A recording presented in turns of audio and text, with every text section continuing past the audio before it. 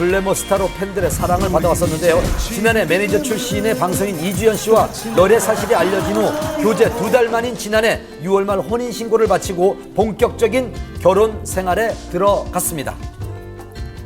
연애가 아니라요. 처음 만난 것부터 포함해서 45일 걸렸어요. 나는 기간 중요하지 않고 혼인신고하자. 결국 이걸 사인하는데 갑자기 눈물이 막 나는 거예요. 이틀 동안은 진짜 굉장히 많이 울었어요. 초고속으로 결혼에 꼴이 나며 행복한 결혼 생활을 이어가는 듯했던 이 부부의 결별 이유는 무엇이었을까요? 워낙 두 사람이 교제 기간이 짧았고 급하게 결혼한 감이 없지 않아 있었던 것 같습니다. 두 사람이 맞춰가는 도중에 서로 맞지 않는 부분을 인지하게 됐고 작년 10월에 이혼한 것으로 전해졌습니다. 하지마. 이혼설 보도 이후 새삼 이 부부가 방송에서 보여주었던 모습도 화제가 되고 있는데요. 사람마다 좀 약간 성격의 차이가 있는 것 같아요. 에이, 뭘 성격 차이야.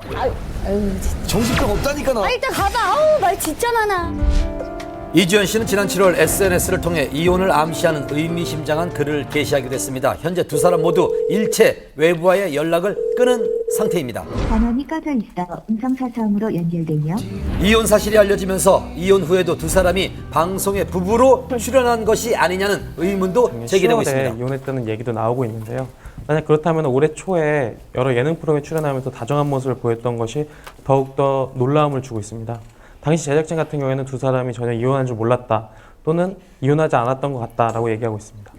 아직까지는 의문에 쌓여있는 두 사람의 결별, 하루빨리 아픔을 딛고 다시 만나기를 바랍니다.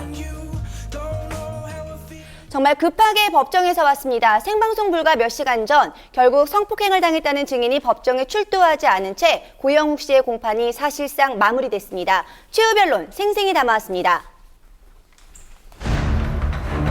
징역 5년, 신상정보 공개 고지 7년, 전자발찌 부착 10년형을 받은 고영욱.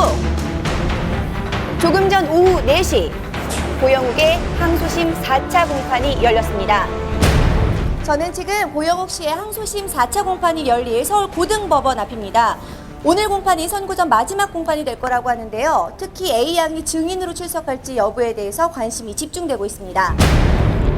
항소심에서 고영욱은 3명의 피해자 중 2사람에 대한 성추행 사실만 인정했고 A양에 대해서는 주고받은 문자 메시지를 증거로 제출하며 혐의를 부인했습니다. 이에 고영욱 측은 피해자 A양을 증인으로 요청해 놓은 상태였는데요. 고영욱 씨에게 피해를 당했다고 주장했던 그 여성은 오늘 법정에 출석을 하지 않았습니다.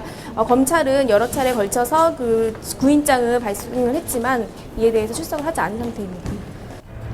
피해자가 당시 만 13살밖에 되지 않았기 때문에 고영욱은 더 큰 비난을 받았었는데요.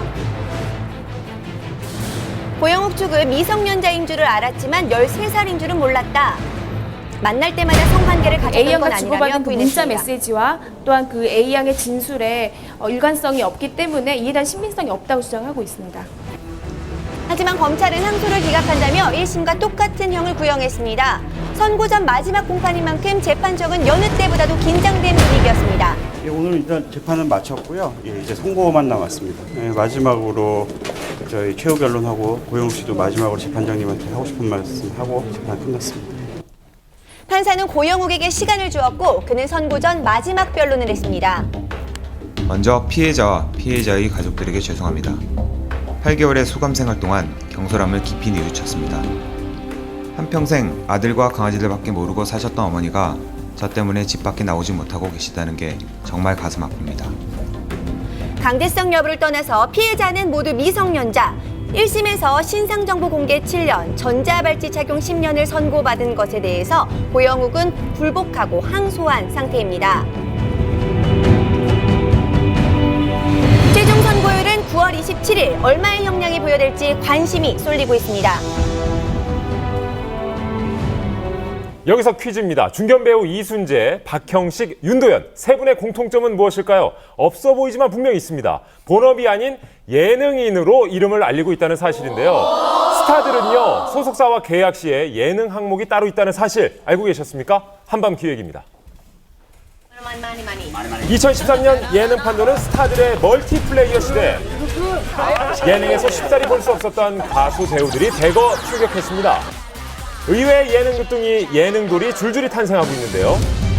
스타 등극을 위한 예능 활용법을 집중 취재했습니다. 예능 활용의 정석, 제국의 아이들 강희구는 그룹 홍보의 1등 공신이었죠. 엄마 고마워요, 원장님도요. 그야말로 믿고 보는 예능돌. 예능하고 너무 잘 맞고